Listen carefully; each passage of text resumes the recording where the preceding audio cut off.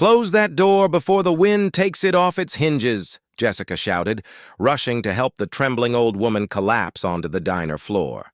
Outside, the snow howled like a wild beast, devouring the night.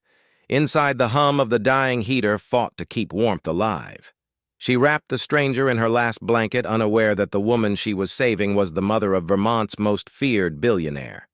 By dawn, headlights would pierce through the storm, and with them a man whose fortune was built on cold logic, about to collide with the only person in town who couldn't be bought. Without your subscription, we might never meet again. Follow, comment, and share right now. Don't risk it. Let's start the tale. The howling wind rattled the windows of Maple Street Diner as Jessica Porter wiped down the counter for the 5th time that hour. Outside, Burlington, Vermont had disappeared under a veil of white, the worst blizzard in decades, transforming the quaint town into an Arctic wasteland. Her few remaining customers had left hours ago, but Jessica couldn't bring herself to close early. The diner was her life now, all that remained of her dreams. "Another cup, hun?" she asked the elderly gentleman nursing a coffee in the corner booth. Mr. Winters was a regular who walked 3 blocks every day, blizzard or not, for her homemade pie and a sympathetic ear. "Better not, Margaret will have my hide if my blood pressure spikes again." He slid a 20 across the table. "You should close up, Jessica. This storm's getting worse by the minute." Jessica smiled but shook her head. "I'll stay open a bit longer. Some folks might need shelter." As if summoned by her words, the door burst open with a gust of snow and frigid air. Jessica turned, expecting to see the usual plow driver stopping for coffee, but instead found an elderly woman stumbling through the entrance. She was bundled in a coat far too thin for the weather, her silver hair dusted with snowflakes, her face pale with cold. "Oh, my goodness!" Jessica rushed forward, catching the woman as she swayed. "Are you all right? I got lost." The woman murmured, her voice trembling with cold. "My taxi dropped me off wrong street. I can't find my son's address." Jessica guided her to the nearest booth. "Mr. Winters, could you turn up the heat? I'll get some hot tea." Within minutes, Jessica had wrapped the woman in the emergency blanket she kept under the counter and placed a steaming mug of chamomile tea between her trembling hands. "Thank you, dear," the woman said, color slowly returning to her cheeks. "I'm Eleanor. Elena Mitchell. Jessica Porter. You picked a rough day to get lost in Burlington," she said, sliding into the booth across from her. "Where were you trying to go? Maybe I can help." Elena sipped her tea hands, still shaking slightly. "My son lives here. I haven't seen him in... well, it's been 5 years now. I thought it was time to make amends." Something in the woman's voice, regret, longing, hope, struck a chord in Jessica. She knew about broken relationships and the courage it took to try and mend them. "Do you have his address? I can call someone to drive you there when the roads clear a bit." Elena fumbled in her purse, producing a slip of paper. "Lakeside Manor Apartment 1201. It's supposed to be on the north side of town." Jessica's eyebrows rose. Lakeside Manor was the most exclusive address in Burlington, a sleek glass tower of luxury condos overlooking Lake Champlain. Whoever Elena's son was, he wasn't hurting for money. "That's quite a ways from here, especially in this weather," Jessica said gently. "The roads to that part of town might be closed until tomorrow." Elena's shoulders slumped. "I should have called him first, but I wanted to surprise him." A shadow crossed her face. "He's always been so busy with his work. I thought if I just showed up." "You can wait here as long as you need," Jessica assured her, patting the woman's hand. "The diner's not much, but it's warm." Mr. Winters rose from his booth, buttoning his coat. "I better head home before my street becomes impossible. You ladies stay safe." He nodded to Elena. "You're in good hands with our Jessica, best heart in Burlington." After he left, Jessica busied herself making fresh coffee and heating soup for Elena. The woman's eyes followed her movements around the diner. "You own this place?" Eleanor asked. Jessica laughed softly. Just manage it, though. Sometimes I pretend it's mine. She ladled steaming chicken noodle soup into a bowl. I always wanted my own restaurant. It's charming, Eleanor said, glancing around at the worn but clean surroundings. The diner had seen better days, but Jessica kept it spotless, the red vinyl booths gleaming, the chrome fixtures polished to a shine. It pays the bills, Jessica replied, setting the soup before la nena. And I like the people. Everyone has a story. Eleanor studied her with surprisingly sharp blue eyes. And what's your story, dear? A smart, kind young woman like you. Shouldn't you be running your own place by now? Jessica's smile faltered slightly. Life took some unexpected turns. She smoothed her apron, avoiding la nena's gaze. But that's ancient history. Eat your soup before it gets cold. As the afternoon wore on, the storm intensified. Jessica called her boss to explain she was staying open as emergency shelter, then made up a makeshift bed for la nena in the back office. The older woman had grown tired the journey and cold taking their toll. I should call my son, la nena murmured as Jessica helped her to the small couch. He'll be worried if he checks his security cameras and sees I've arrived, but not made it to his building. Jessica raised an eyebrow. Security cameras, Ethan is cautious about his privacy. He has the building notify him of visitors. Jessica handed her the diner's phone. Call him. Let him know you're safe. La nena dialed, her expression anxious. After several rings, she sighed. Voicemail again. She left a brief message explaining where she was, then handed the phone back to Jessica. He's probably in a meeting. Ethan practically lives at his office. What does he do? Jessica asked, helping la nena settle on the couch. He runs Mitchell Innovations, created some software that changed everything. Apparently, la nena's voice held a mixture of pride and sadness. He was always brilliant even as a boy. Too smart for his own good sometimes. Jessica froze. Mitchell Innovations was one of the largest tech companies in the Northeast. Its CEO, Ethan Mitchell, was infamous in business circles for his ruthless acquisitions and demanding leadership style. His face regularly graced the business section of newspapers, always with the same stern expression, never smiling. Your son is Ethan Mitchell, she asked, unable to keep the surprise from her voice. La nena nodded, pulling the blanket Jessica offered around her shoulders. You've heard of him. Everyone in Vermont has heard of him, Jessica said carefully. She didn't add that most of what she'd heard wasn't flattering. Ruthless, cold-hearted, impossible to work for.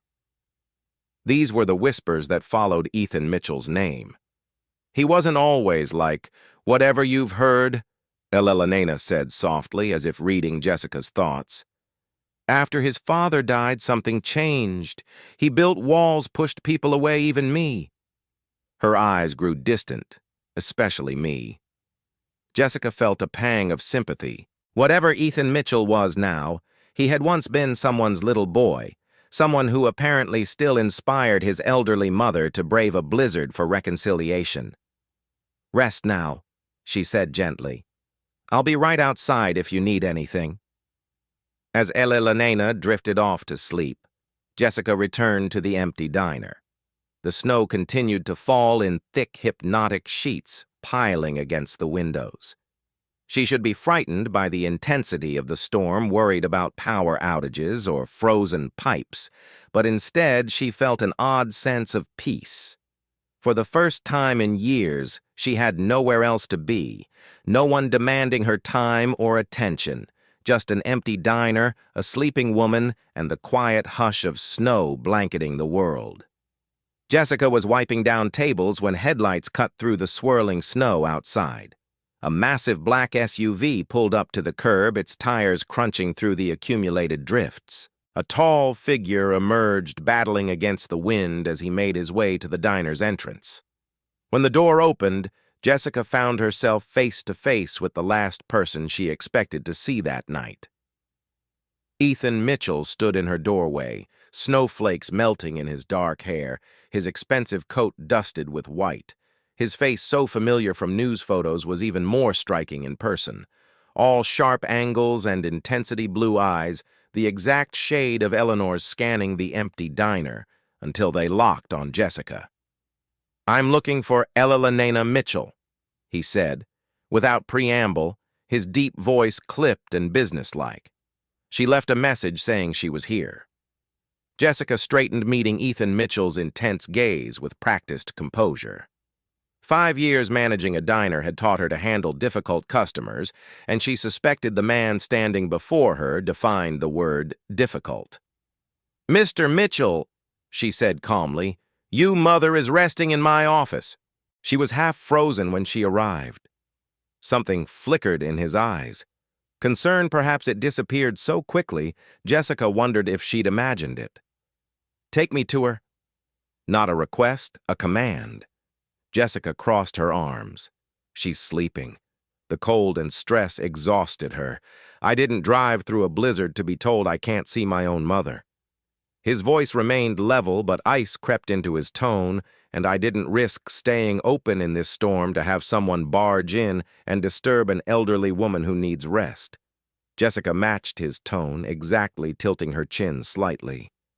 "She's safe. She's warm. She'll be thrilled to see you when she wakes." For a moment, they stood locked in silent confrontation.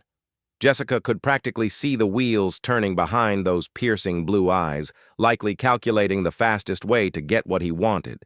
She'd met men like Ethan Mitchell before, men who viewed the world as a series of transactions and people as either assets or obstacles. To her surprise, he exhaled slowly and nodded once. "Fine. May I at least look in on her?" "Of course." Jessica led him through the diner to the small office in back. "Quietly, please." Ethan followed his footsteps, soundless despite his size. Jessica opened the door just enough for him to see Elena sleeping peacefully on the office couch wrapped in blankets. Color returned to her cheeks. "She was trying to surprise you," Jessica whispered. "Got lost in the storm. Your address was in her purse." Ethan studied his mother's face, his expression unreadable. "She didn't tell me she was coming." "Families are complicated," Jessica replied, simply closing the door. Back in the diner, she gestured to a booth. "Coffee. You look like you could use some warmth, too." He seemed about to refuse, then glanced out at the worsening storm. "Thank you." Jessica poured 2 cups, sliding one across the table as she sat opposite him. She watched as he removed his expensive wool coat, revealing a charcoal suit that probably cost more than she made in 3 months. "How did you find her?" Ethan asked after taking a sip of coffee. His eyebrows raised slightly in apparent surprise at the quality. "She stumbled in half-frozen, said her taxi dropped her at the wrong address." Jessica wrapped her hands around her mug. She mentioned trying to make amends. Ethan's jaw tightened almost imperceptibly. "My mother excels at dramatic gestures. Braving a blizzard at her age goes beyond dramatic," Jessica observed. "Seems more like determination." "You don't know anything about our situation," he said sharply. "True," Jessica shrugged. "But I know she could have died out there trying to find you." "That says something." Ethan studied her with new interest. Most people tiptoed around him, intimidated by his reputation or dazzled by his wealth. This diner manager spoke to him like an equal, like his title and bank account meant nothing. "Do you know who I am?" he asked suddenly. Jessica couldn't help the small, amused smile that curved her lips. "Is that the question you ask everyone you meet?" For a moment, he looked startled. Then, unexpectedly, the corner of his mouth twitched. "Only the ones who aren't impressed by me. I'm impressed by people who earn respect, not people who demand it." She sipped her coffee. "But yes, your mother mentioned you run Mitchell Innovations. And you're Jessica Porter. I manage this place." She gestured to the worn but clean diner around them. Ethan's eyes narrowed slightly as he took in her appearance, the simple black dress under her apron, the absence of flashy jewelry, the practical shoes. Yet something about the way she carried herself, the precision of her speech, didn't match the surroundings. Just the manager he pressed. Currently he. Her tone made it clear the subject was closed. Ethan leaned back, his analytical mind piecing together the puzzle before him. Jessica Porter wasn't what she appeared to be. Her hands, though, slightly leaned from work, showed the refined care of someone not born to manual labor. Her vocabulary and bearing suggested education, and the way she had stood up to him without fear or feeing indicated experience with power dynamics. "How long have you worked here?" he asked casually. "Long enough to know when someone's interrogating me?" she replied with a raised eyebrow. "Why the interest in my employment history?" "Mr. Mitchell." "Ethan," he corrected automatically. "And I'm curious about the woman who saved my mother from freezing to death." The howling wind rattled the windows, emphasizing the severity of the storm outside. Jessica glanced at her watch. "The roads are getting worse. You might be stuck here for the night, too." Ethan frowned, pulling out his phone. "I have a driver waiting. Even four-wheel drive has limits in this weather. The plows have stopped running until morning." He tapped at his screen, his frown deepening. "You're right. Routes to Lakeside are closed. Welcome to my impromptu storm shelter, then." Jessica stood collecting their empty mugs. "There's a staff room upstairs with a cart. Not up to your usual standards, I'm sure, but it's clean and warm." Ethan watched as she moved efficiently behind the counter, rinsing mugs and wiping surfaces. There was an economy to her movements, a precision that again struck him as incongruous. Most people fidgeted or grew nervous under his sustained attention. Jessica Porter moved as if she'd forgotten he was there. "How did you end up here?" he asked finally. "Managing a diner in Burlington doesn't seem like you're my what?" she challenged when he trailed off. "Original career path." He finished carefully. Jessica's hand stilled briefly on the counter.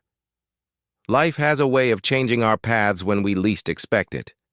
Before Ethan could respond, a crack of thunder sounded outside, followed by the lights flickering ominously. Moments later, they were plunged into darkness. "Perfect," Jessica muttered. She moved with surprising confidence through the dark, locating a flashlight under the counter. Its beam illuminated her face from below as she explained.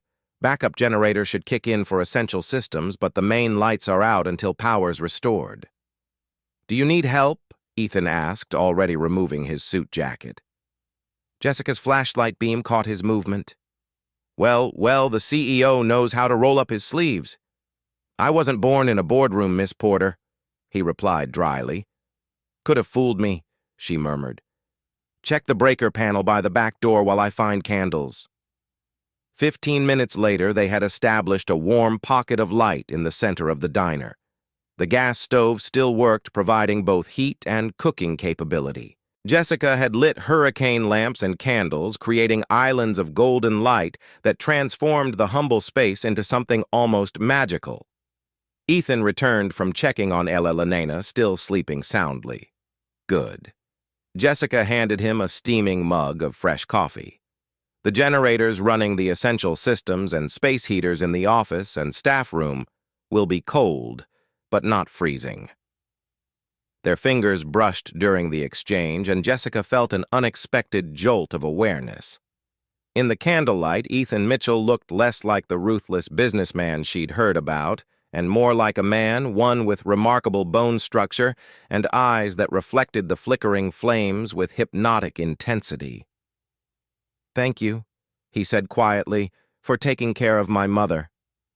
The sincerity in his voice caught Jessica off guard. Anyone would have done the same. No, they wouldn't. His gaze was direct, searching. Most people would have called emergency services and washed their hands of responsibility.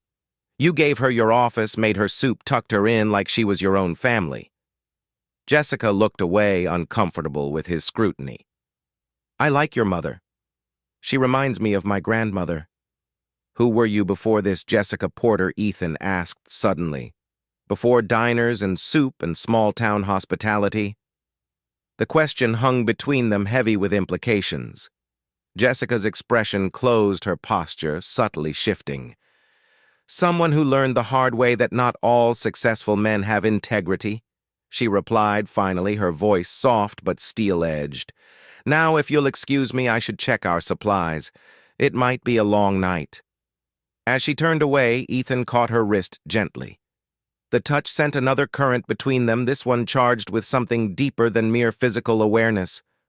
I've offended you, he said, releasing her immediately when she stiffened. That wasn't my intention. Jessica looked down at her wrist, then back to his face. In the dancing shadows, his expression seemed genuinely contrite. No offense taken, she replied evenly. But some stories aren't meant to be shared with strangers during power outages. We are hardly strangers now, Ethan countered. You've seen my mother in her vulnerabilities. You've witnessed me driving through a blizzard for her. And I've seen. He paused, searching for words. What Jessica challenged. What exactly do you think you've seen, Mr. Mitchell? Someone hiding, he said simply. Someone much too intelligent and capable to be just managing a roadside diner. Someone running from something or someone.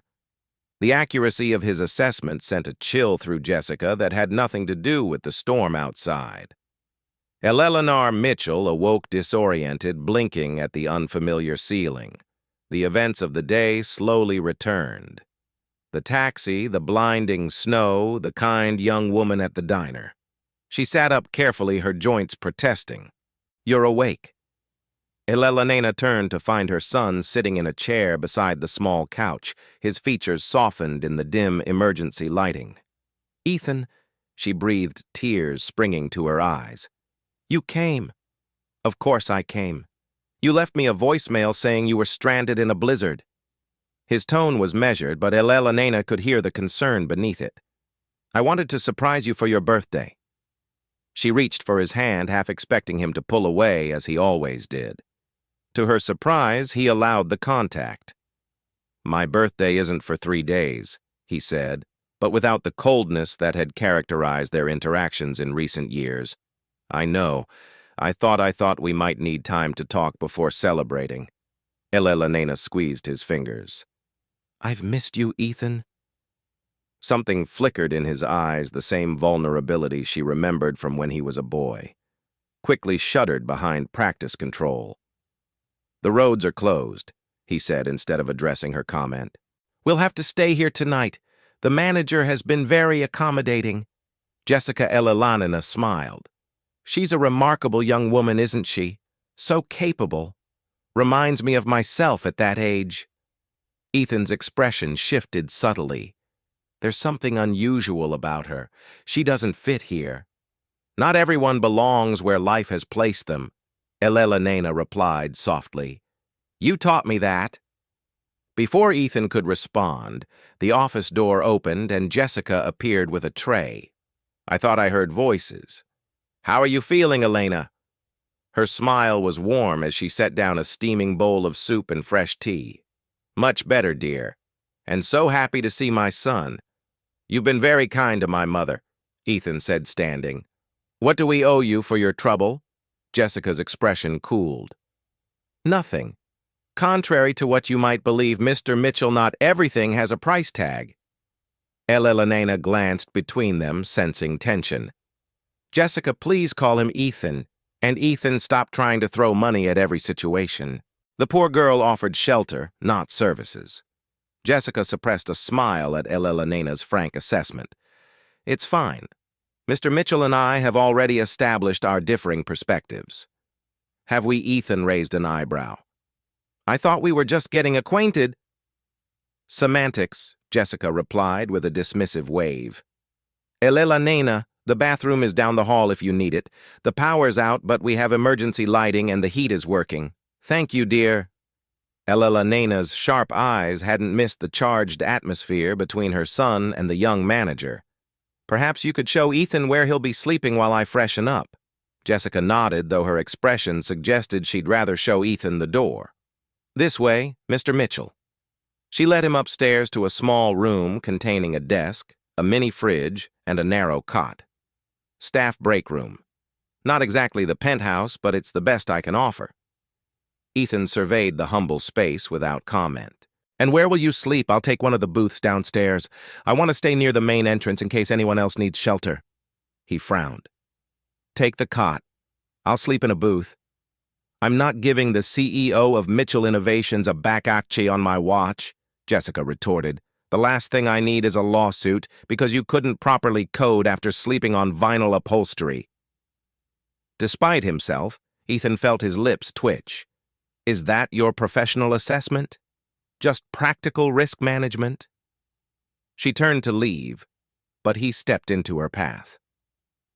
Why do I get the distinct impression you're trying to avoid being alone with me? He asked, his voice lower than before. Jessica met his gaze evenly. Because you're used to women seeking your company, not avoiding it. Touché. He smiled, then a genuine smile that transformed his features from merely handsome to devastating. But that doesn't answer my question. I have a diner to manage during a power outage, and Blizzard entertaining you isn't on my priority list. Entertaining me, Ethan echoed, stepping closer. Is that what you think I want? Entertainment. Jessica refused to back away, despite his proximity. The small room suddenly felt even smaller, the air between them charged with something dangerous. I think you're a man used to getting what he wants, she said quietly. And right now, you want to solve the puzzle I apparently represent. I'm not interested in being analyzed or acquired, Mr. Mitchell. Ethan, he corrected again, softer this time. Ethan, she conceded. Now, if you'll excuse me. The building creaked ominously as a particularly strong gust of wind battered the old structure. Jessica instinctively reached out to steady herself, her handing on Ethan's chest. Through the fine material of his shirt, she could feel his heart beating fast, like hers. For one breathless moment, they stood frozen, connected by that single point of contact. Jessica became acutely aware of his height, the subtle scent of his cologne, the warmth radiating from his body in the chilly room. She pulled away first, clearing her throat. I should check the generator. Downstairs, Jessica found Elela Nena arranging blankets in one of the booths. You don't have to do that, she protested. Nonsense. I'm not an invalid. Eleanor smoothed the blanket with practiced hands. Besides, it gives me something to do while you and my son circle each other like weary cats. Jessica felt heat rise to her cheeks. I don't know what you mean. Of course you don't. Eleanor's smile was knowing. He's difficult, my Ethan. Life made him that way, but there's a good heart underneath all that armor. Mrs. Mitchell. Eleanor, please. Eleanor. Whatever you think you observed between your son and me, I assure you it's nothing. We're strangers who happen to be trapped by a storm. Fate has interesting methods, Eleanor replied cryptically. Now tell me more about yourself, Jessica. What brought you to this charming little diner? Jessica busied herself adjusting candles. It's not an exciting story. I disagree, came Ethan's voice as he descended the stairs. I think it's probably very exciting. Jessica shot him a warning glance. Your mother needs rest, not my life history. Actually, Eleanor interjected, what I need is food. I'm starving. Grateful for the diversion, Jessica headed to the kitchen. I can make sandwiches. The gas stove still works if you'd prefer something hot. Allow me to help, Ethan offered, following her before she could object. In the kitchen, Jessica pulled ingredients from the refrigerator. Make yourself useful and slice the bread. To her surprise, Ethan rolled up his sleeves and did as instructed. He handled the knife with unexpected skill, cutting even slices from the artisan loaf. You've done that before, she observed. I worked in a deli through college. At her startled look, he added, Did you think I was born a CEO? Honestly, yes. Ethan laughed, a rich sound that transformed his face again. My father was a high school science teacher. My mother was a nurse. I grew up in a two-bedroom house in Rochester and worked every summer from age 16. Jessica handed him tomatoes to slice. So how did you become? She gestured vaguely at his expensive watch and tailored shirt, the heartless corporate titan he supplied dryly. Your words, not mine. I created an algorithm that revolutionized supply chain management while still in grad school. Built a company around it. Made some good decisions, some brutal ones. He deftly arranged the tomato slices on the bread. The rest is business history. And somewhere along the way you stopped speaking to your mother, Jessica added softly. Ethan's hands stilled. That's a complicated situation. Family usually is. Jessica turned to the stove, stirring a pot of soup she'd set to warm. You're not close with yours?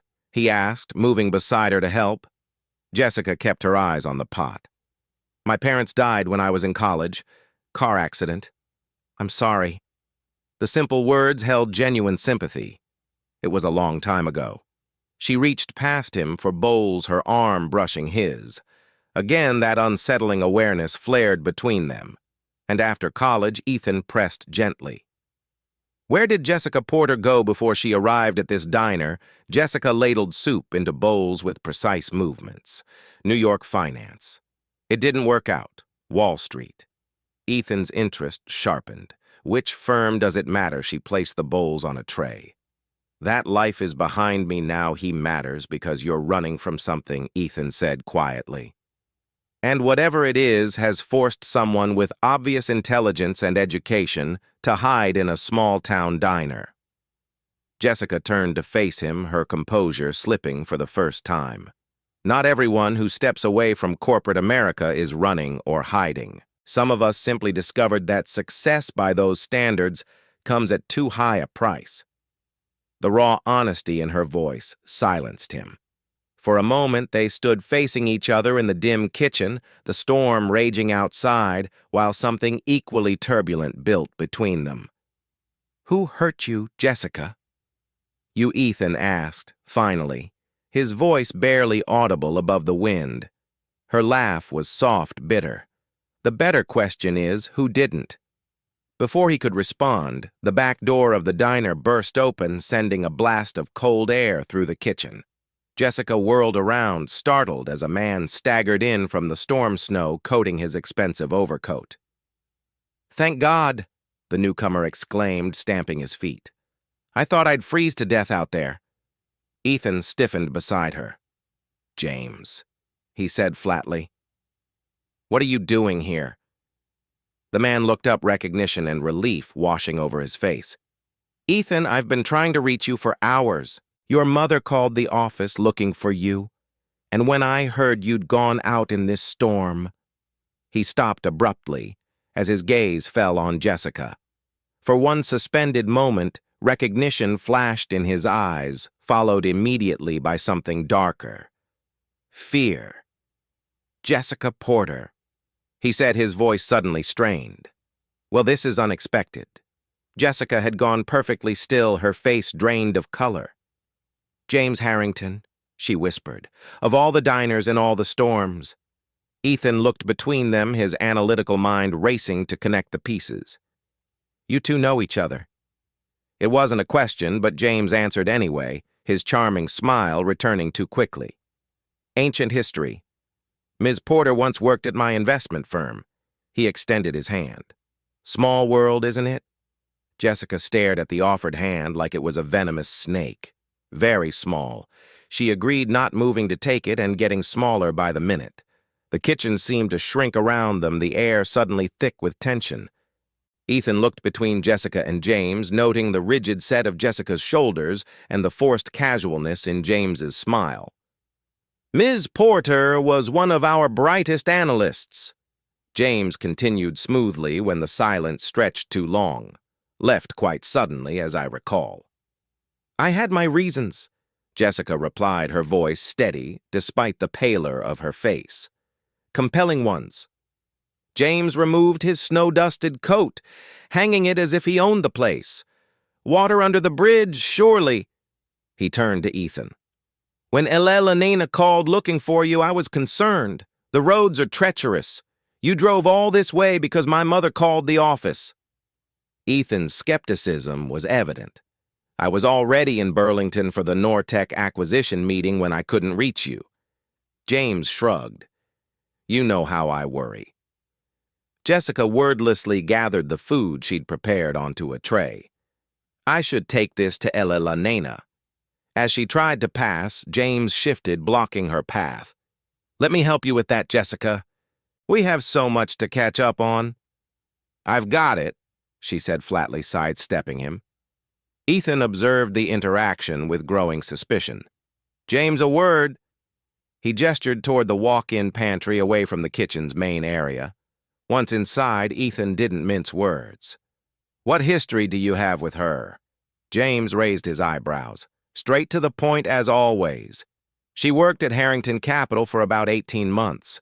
Promising career until she had some kind of breakdown. Ethical crisis, she called it. He shook his head. Shame. She had potential. And that's all. Now what else would there be? James's smile didn't reach his eyes. Don't tell me the great Ethan Mitchell is interested in a diner manager. She's hiding something, Ethan said, ignoring the jab. And based on her reaction to you, it involves Harrington Capital. James leaned against a shelf. Ethan, you know how these young idealists are. They come to Wall Street thinking they'll change the world, then can't handle the reality of business. Jessica couldn't separate her personal feelings from professional decisions. It made her unstable. She seems anything but unstable to me. You've known her for what, a few hours? James laughed softly. I employed her for over a year. Trust me, there's a reason she's serving coffee in Vermont instead of managing portfolios in Manhattan. Ethan studied his friend and business partner carefully. James had been his right-hand man since Mitchell Innovations began instrumental in their meteoric rise.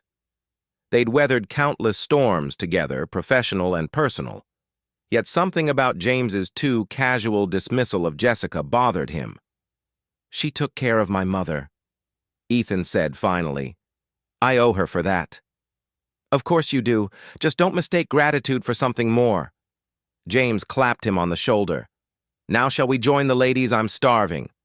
When they returned to the main dining area, they found Jessica and Ella La Nena seated in a booth, talking quietly. Jessica's posture remained tense, but she'd regained her color. She looked up as the men approached her eyes, skipping over James to focus on Ethan. Eleanor's been telling me about your childhood science experiments, she said, a forced lightness in her tone. Apparently, you were building robots while other kids were riding bikes. Mother exaggerates, Ethan replied, sliding into the seat beside Jessica while James took the spot next to Ella La Nena. I do not, Ella La Nena protested. You rewired the entire basement when you were 12, nearly burned the house down. That was one time, Ethan said, the corner of his mouth lifting. James reached for a sandwich. Ethan was always ahead of the curve. It's what makes him such a brilliant CEO, willing to take calculated risks that others avoid, even when those risks affect people's lives. Jessica asked her questions seemingly innocent, but with an undercurrent that made Ethan look at her sharply. Business always affects lives, James replied smoothly. The trick is focusing on the greater good rather than individual sentimentality.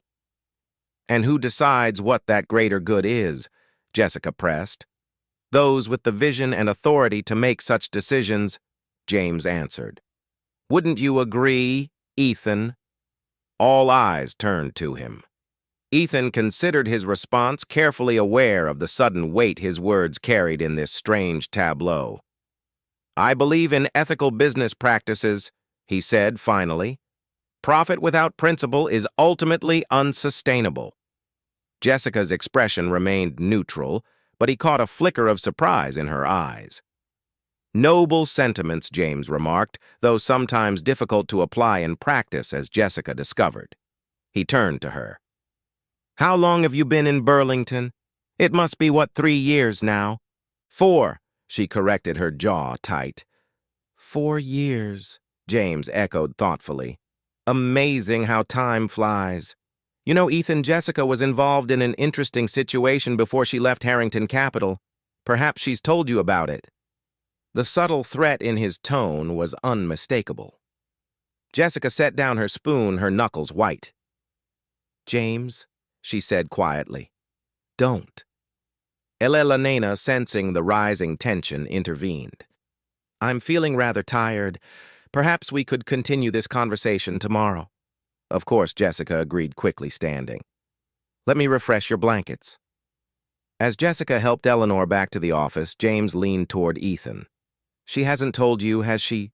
Told me why she really left New York?" James shook his head. "I'm not surprised. It's not something she'd be proud of." "Stop dancing around it," Ethan demanded. "What happened?" James studied him for a moment. "She accused Harrington Capital of fraud, claimed we were manipulating market data, misleading clients, tried to take her evidence to the SEC. Ethan frowned. "And were you?" James looked genuinely offended. "Of course not. We were cleared of all allegations, but by then the damage to Jessica's reputation was done. No firm on Wall Street would touch her after that kind of betrayal. So she ran to Vermont. Can you blame her? She tried to destroy the company that gave her every opportunity." James's expression softened to concern. "Look, I'm not telling you this to speak ill of her. I'm telling you because we're on the verge of the biggest acquisition of our careers. The Nortec deal will triple Mitchell Innovations' market value if nothing derails it." "What does Jessica have to do with Nortec?" "Probably nothing," James conceded. "But timing is everything. We can't afford any complications." Before Ethan could respond, Jessica returned. The sight of her head held high, despite the obvious strain around her eyes, made something twist in his chest. "Ellen is settled," she announced. "I've made up a couple more beds in case the storm brings other strays." James stood straightening his suit. "I should check in with the office. Is there anywhere I might make a private call?" "And the storage room has the strongest signal," Jessica replied tonelessly. After James departed, an uncomfortable silence fell between them. Ethan watched Jessica methodically clearing dishes, her movements precise but mechanical. "Were you planning to tell me?" he asked finally. She didn't pretend to misunderstand. "About James? It didn't seem relevant until he walked through that door. About your allegations against his company." Jessica's hands stilled. She turned to face him, her expression carefully composed. So he shared his version of events. "He says you accused Harrington Capital of fraud, that the allegations were investigated and dismissed. Is that all?" he said. She asked, a bitter smile touching her lips. "Should there be more?" Jessica studied him for a long moment. "Would it matter if there were? James Harrington is your friend and business partner. I'm just the woman who happened to shelter your mother during a storm." At the distance in her voice bothered him more than it should have. "I prefer to form my own judgments. Based on what you barely know me, Ethan, I'm a good judge of character. So was I once." She turned back to the dishes. "Look how that worked out for me." Ethan stepped closer, invading her space, until she was forced to face him again. "Tell me your side." "Why? So you can decide which of us is lying." She shook her head. "I don't need to justify myself to you." "Damn it, Jessica." He caught himself lowering his voice. "I'm trying to understand." "No, you're trying to protect your business interests." Her eyes flashed with sudden anger. "James made sure to mention your big acquisition, didn't he? Warned you that I might be a complication." Ethan's silence confirmed her suspicion. "That's what I thought." She moved to step around him, but he caught her arm. "What did you find at Harrington Capital?" he asked quietly. For a moment, it seemed she might tell him. Then the back door opened again as James returned, his timing impeccable as always.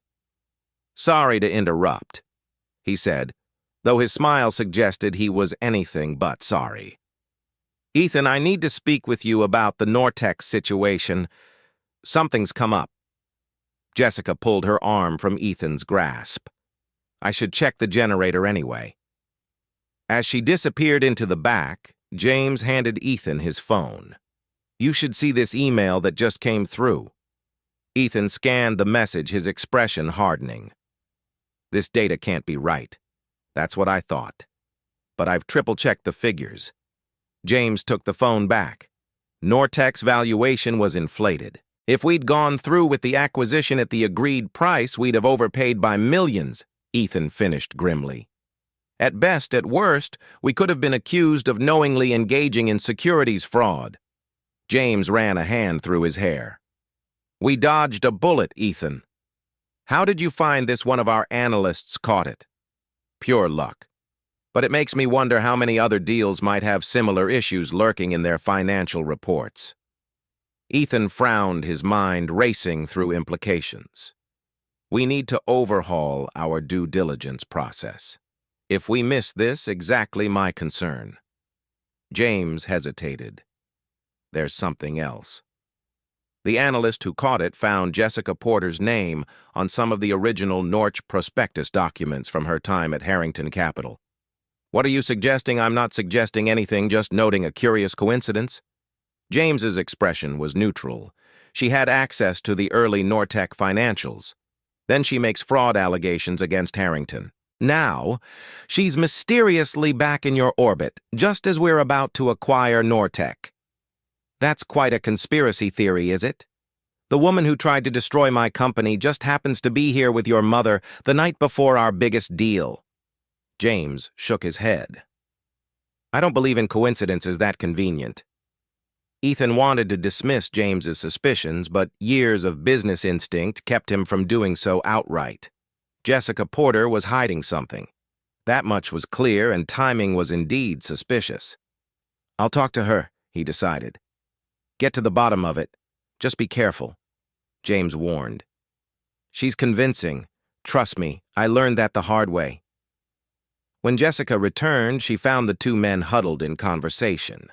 They broke apart at her approach, and the sudden silence spoke volumes.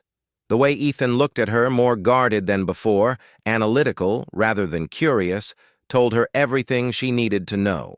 The generator should last through the night, she reported, her voice professional and distant. If you gentlemen will excuse me, I have some inventory to complete before morning. Jessica, Ethan called after her. We need to talk. She paused, not turning around. I think your business partner has said everything that needs saying, Mr. Mitchell. The formality stung. You haven't told your side. Would it make a difference? She glanced back, her smile sad. Some battles aren't worth fighting twice. Later that night, as the storm howled outside, Ethan found himself unable to sleep on the narrow cot. The Nortec situation demanded his attention, but his thoughts kept circling back to Jessica Porter, the hurt in her eyes when she'd realized he was doubting her, the resignation in her voice. A soft knock interrupted his ruminations. He opened the door to find Eleanor standing there, wrapped in a blanket. Mother, you should be resting. I've had quite enough rest. She moved past him into the small room. We need to talk about Jessica.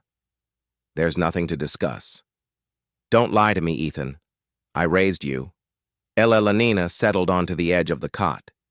James Harrington has poisoned your mind against her, hasn't he? Ethan sighed. It's complicated. There's history between them, professional conflicts that could impact our business, and that's all that matters to you, business. Eleanor's disappointment was palpable. That girl saved my life today, and you're letting that snake turn you against her without even hearing her story. I tried to hear her story.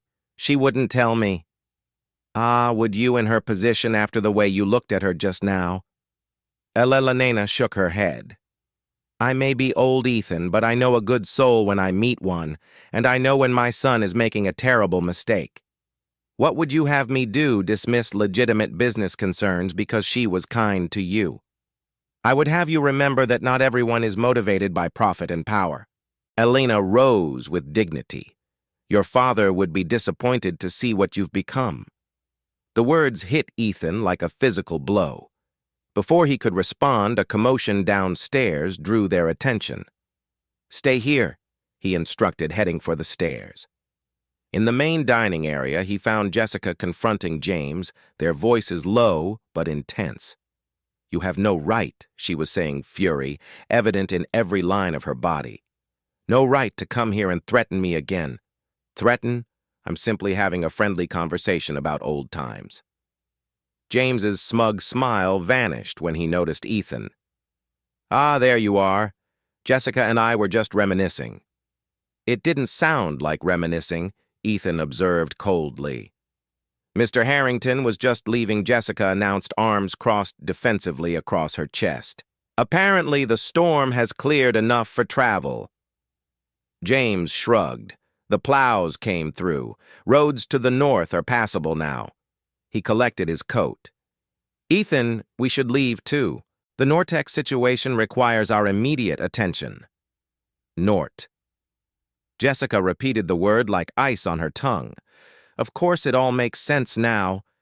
Something in her expression made Ethan pause. "What do you know about Nortec?" Before she could answer, James interrupted. "Ethan, this is hardly the time or place. We have a crisis to manage. It was Nortec, wasn't it?" Jessica's gaze never left Ethan's face. "That was what I found. The fraud at Harrington Capital. It involved Nortec. Nort." The word hung in the air between them. James's face hardened, his charm evaporating like snow on a hot engine. "You're delusional," he snapped. "Ethan, we need to leave now." But Ethan didn't move, his eyes locked on Jessica's. "Explain." Jessica straightened, years of suppressed fury and vindication coursing through her veins. 3 years ago, I discovered irregularities in Nortec's financial reports while working at Harrington Capital. Multiple reports systematically altered to inflate their value. When I brought my concerns to management, her gaze flicked to James. I was told to adjust my findings. "She's lying," James interjected. "Nortec's financials were thoroughly vetted, by whom Jessica challenged. The same team you instructed to falsify data. The same analysts who mysteriously all received promotions after I was discredited." Ethan held up his hand, silencing James's retort. "Continue," he told Jessica. She drew a steadying breath. "When I refused to participate, I was removed from the Norch account. A week later, I found evidence that the manipulation went beyond Nortec. It was systematic. Harrington Capital was artificially inflating the value of multiple companies before acquisition deals." Preposterous, James scoffed. If there had been any truth to these allegations, the SEC would have the SEC investigation was a sham, Jessica cut in, because by the time I gathered enough evidence to approach them, someone had already altered the original data.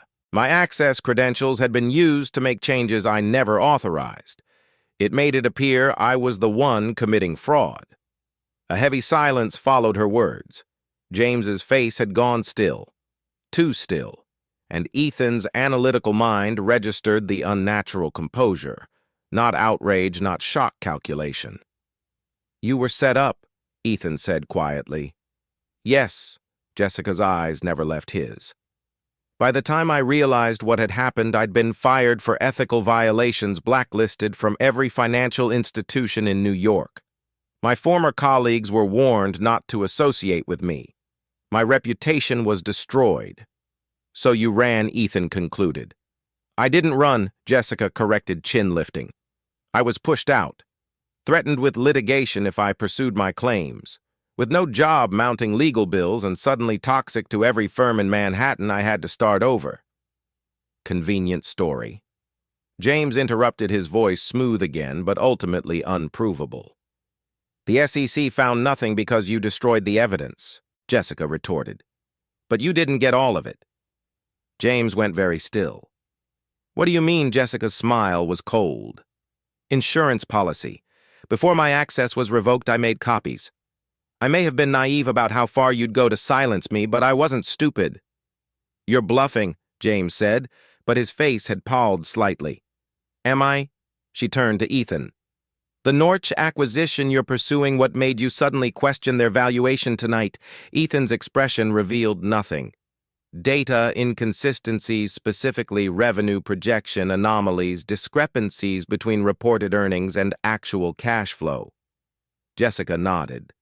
The same issues I flagged 3 years ago, I'm guessing. Only the numbers are probably worse now because they've had years to compound the fraud.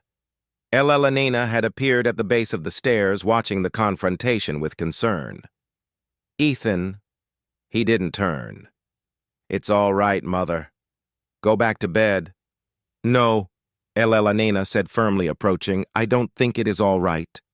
Not if what I'm hearing is true. James recovered his composure, assuming his most reassuring smile. Mrs. Mitchell, I assure you this is just a misunderstanding. Ms. Porter has a personal vendetta. Young man, Elena interrupted. I was married to a high school science teacher for 40 years. I know what integrity looks like, and right now I don't see it in you. James's smile froze. With all due respect enough. Ethan's voice cut through the tension. James, did you know about the Norch fraud? There was no fraud. James insisted just aggressive accounting practices common in. Did you know each word fell like a hammer?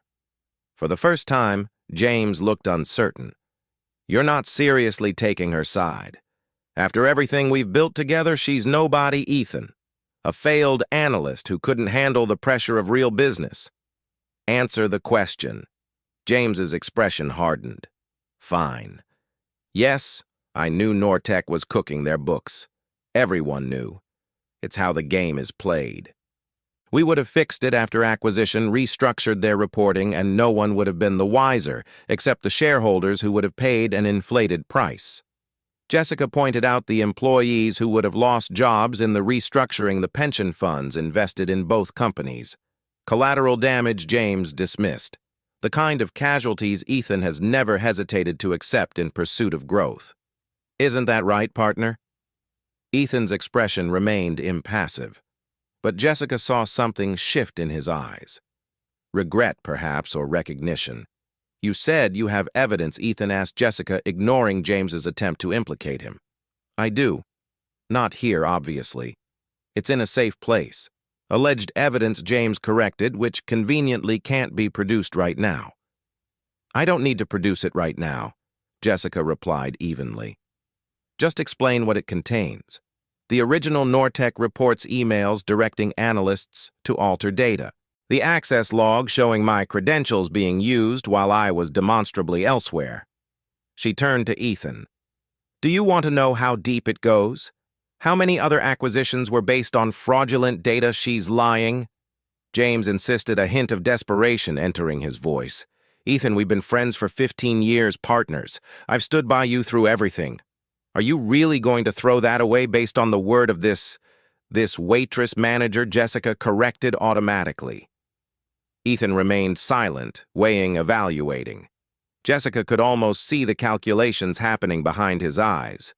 Loyalty versus truth, friendship versus integrity, the empire he'd built versus the foundation it stood on. Think about what you're doing, James warned. If she takes this public, it won't just be me who falls. Mitchell Innovations has been involved in every major deal Harrington Capital has structured for the past decade. Your reputation, your company. Stop.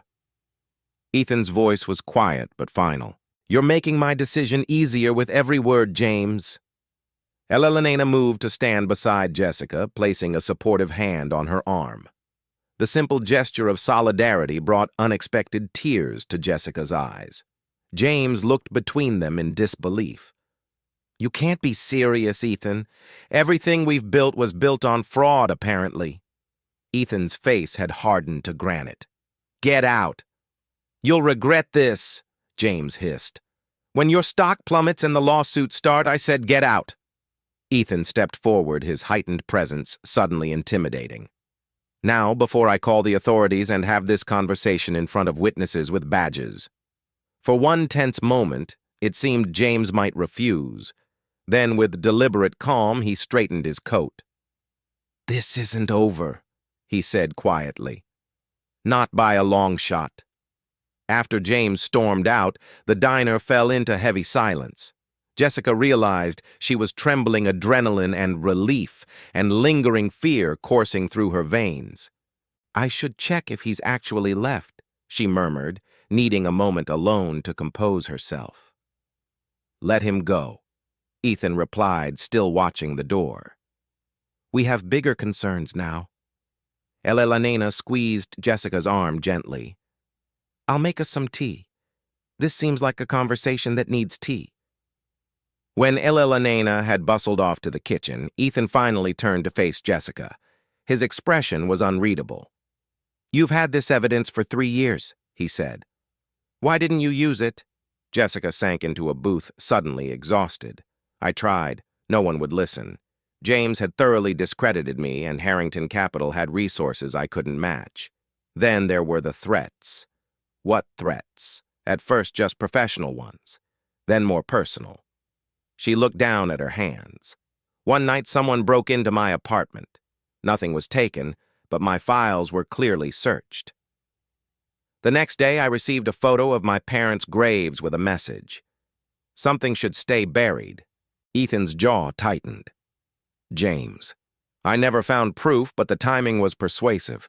She looked up, meeting his eyes. "So I left, started over, tried to build a quiet life where no one from that world would find me.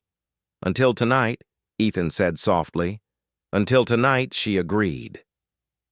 He slid into the booth across from her. "I need to see this evidence." "Why?" "So Mitchell Innovations can contain the damage." The bitterness in her voice was unmistakable.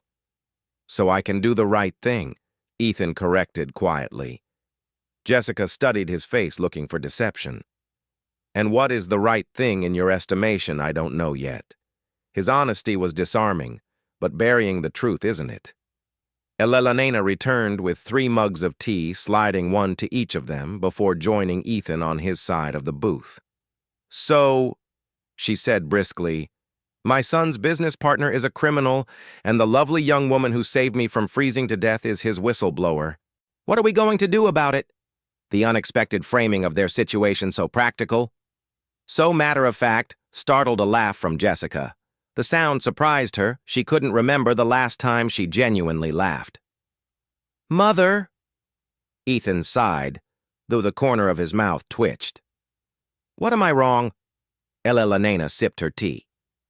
"I may be old Ethan, but I'm not blind or stupid. No one who's met you would ever make that mistake," Jessica said, smiling despite herself. "Then stop dancing around each other and make a plan." Elena set down her mug with finality. "Jessica has evidence. Ethan has influence. Between you can fix this mess." "It's not that simple," Ethan began. "It never is," Elena agreed. "But doing the right thing rarely is." Jessica watched as Ethan's expression softened, looking at his mother. For all their estrangement, the bond between them was evident, a shared moral clarity that cut through complications. "The evidence is in a safe deposit box," Jessica said after a moment. "In Boston," Ethan nodded. "Once the storm clears, we'll go there together." And then she pressed. "And then we bring the truth to light properly, this time with resources James can't intimidate or outmaneuver. Your company will survive," Ethan finished firmly. "Mitchell Innovations is more than its partnerships. The foundations are solid even if some of the structures built on them aren't." Elena beamed at her son, pride evident in every line of her face. "That's my boy." For the first time in years, Jessica allowed herself to feel hope. Fragile but real. "It won't be easy. James has powerful friends, deep pockets. So do I." Ethan reminded her a spark of the ruthless businessman returning, but now directed toward a worthy target. "And unlike James, I don't have to hide from the truth." Elena yawned, breaking the intensity of the moment. "Well, this has been quite an evening. I think I'll try to get some more sleep before dawn." She patted Jessica's hand. "Don't worry, dear. My son can be stubborn and sometimes arrogant, but when it matters, he makes the right choices." After Elena had gone, Jessica and Ethan sat in companionable silence, the storm outside beginning to ease, much like the turbulence between them. I'm sorry I doubted you, Ethan said finally. You had reason to, Jessica acknowledged. Loyalty to friends is admirable even when misplaced, not at the expense of truth. He reached across the table, his hand covering hers or Justice. The warmth of his touch, the sincerity in his eyes made something shift inside Jessica. A wall beginning to crumble, a door long closed starting to open. "Why are you helping me?" she asked softly. "You could have left with James, protected your company, your reputation. Perhaps I'm tired of being the ruthless CEO everyone expects." His thumb traced gentle circles on her wrist. "Or perhaps I found something more important than quarterly projections and market share in a small-town diner during a blizzard." She smiled skeptically. "Stranger things have happened."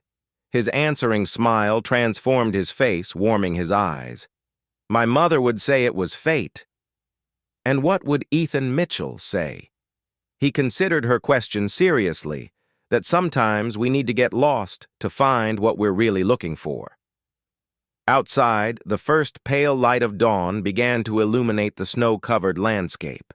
The storm had passed, leaving behind a world transformed, pristine, unblemished, full of new possibilities, much like the feelings taking root between them. 6 months later, Jessica stood before the floor-to-ceiling windows of Ethan's penthouse, watching snow drift lazily over Burlington. The view of Lake Champlain at sunset was breathtaking, painted in shades of gold and crimson, but her attention was on the headline blazing across her tablet. Harrington Capital executives indicted for securities fraud. "Quite the anniversary gift," Ethan said, joining her at the window. He wrapped his arms around her from behind his chin, resting atop her head. 6 months isn't an anniversary, Jessica corrected, leaning back against him. It's a milestone. 6 months since a blizzard and a lost mother changed everything, he murmured, pressing a kiss to her temple. I'd call that worth celebrating. The past 6 months had been a whirlwind. The evidence in Jessica's Boston safe deposit box had proven devastating, not just for James Harrington, but for an entire network of financial manipulation that had infected multiple firms. The SEC investigation this time had been thorough and uncompromising, thanks in no small part to Ethan's influence and resources. Mitchell Innovations had weathered the storm. The company's stock had taken an initial hit when Ethan publicly disclosed the fraudulent practices within their partner companies, but his transparency and commitment to reform had ultimately strengthened their position. Investors respected integrity. It turned out, especially when backed by decisive action. I still can't believe it's finally over, Jessica said, setting down the tablet. 3 years of looking over my shoulder and now justice. Ethan finished. Though I'm not sure 13 years in federal prison is enough for what James did to you. It's not about the punishment. It's about the truth finally being acknowledged. She turned in his arms to face him, and about reclaiming my life. Ethan traced the curve of her cheek with his thumb. Speaking of which, have you given any more thought to my offer?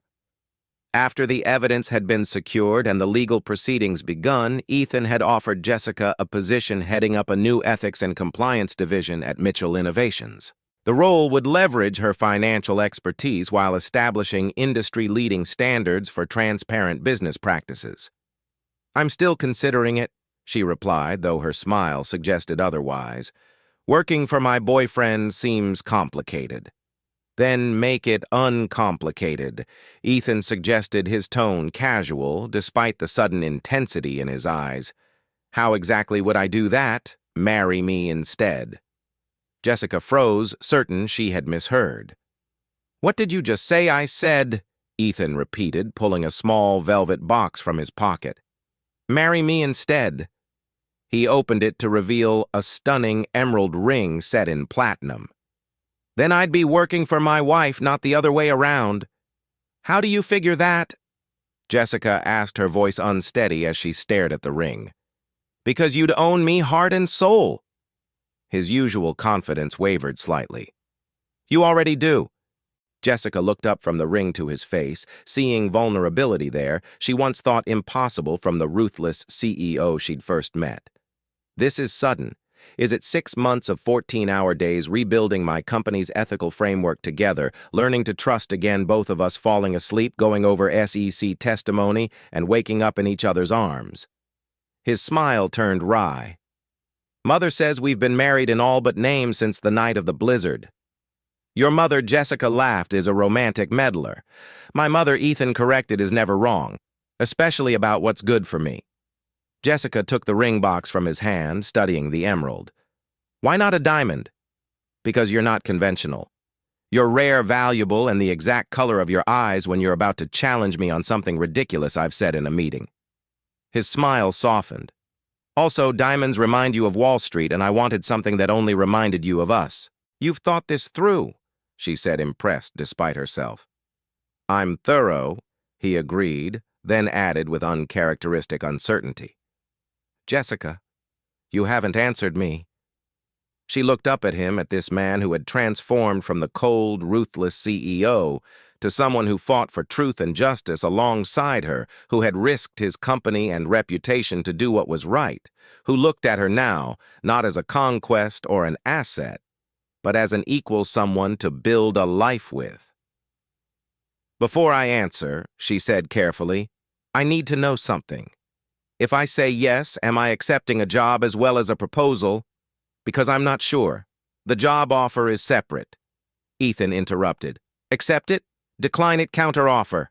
That's business. This, he gestured to the ring, is personal. The only merger I care about right now. In that case, Jessica said, slipping the ring onto her finger. I accept. The proposal, that is. The job offer still requires negotiation. Joy transformed Ethan's face as he lifted her off her feet in an exuberant embrace. I wouldn't expect anything less. He set her down gently. Name your terms, future Mrs. Mitchell. Oh, no, she laughed, wrapping her arms around his neck. I'm keeping Porter professionally. You'll have to earn having your name on my office door. Challenge accepted, he murmured against her lips. Later that evening, they celebrated with Elela Nena at Maple Street Diner, now under new ownership, Jessica's. She had purchased it with part of the substantial settlement she'd received when Harrington Capital's fraudulent practices were exposed. To second chances, Eleanor toasted, raising her champagne glass. The diner had been closed for the private celebration, its worn booths and polished counters gleaming with new life, much like its owner. And to blizzards, Ethan added with a grin, may they always lead us exactly where we need to be. Even if it's not where we plan to go, Jessica finished, her heart full as she looked between her future husband and the woman who would soon be her mother-in-law. Elena beamed at them. I knew it from the moment I saw you two together. The way you challenged each other, respected each other. No pretense, no games. Mother Ethan warned good-naturedly. What, I'm allowed to be smug? Eleanor patted Jessica's hand. He needed someone who saw the man behind the CEO. And you, my dear, needed someone who would stand beside you in the fight, not run from it.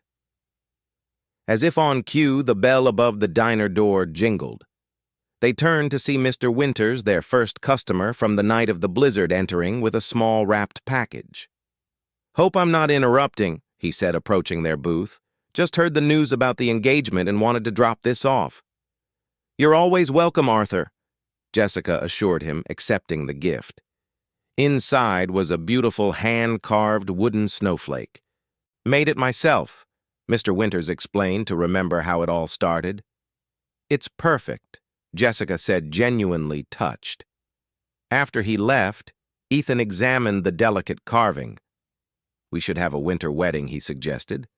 Come full circle in the diner, Jessica teased. Why not? Elena chimed in. It would be uniquely yours. I was joking, Jessica protested. I'm not, Ethan said thoughtfully. Not entirely. Not about the winter part, at least. There's something poetic about finding our future in the season that brought us together. Jessica considered the idea, warming to it despite herself. December, she decided, but not in the diner. The lakeside, then, Ethan suggested, with the mountains in the background. Cold Eleanor observed. "We'll keep each other warm." Ethan set his eyes, never leaving Jessica's.